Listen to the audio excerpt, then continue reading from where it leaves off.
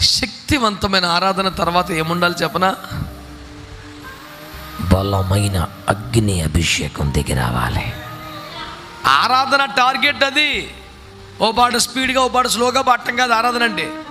ఆరాధన అంటే అగ్ని దిగి రావాలా? ఆమేన్.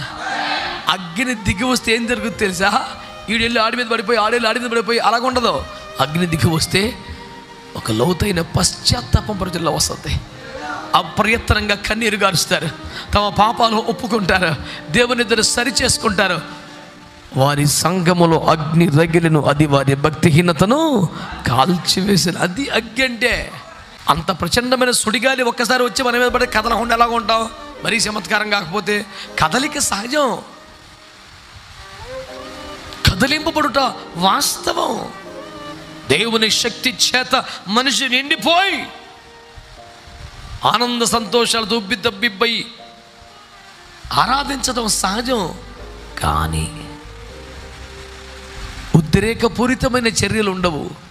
పశ్చాత్తాపముతో కన్నీళ్లతో దేవునికి దగ్గర అవుతాడు. అది ఇంపార్టెంట్.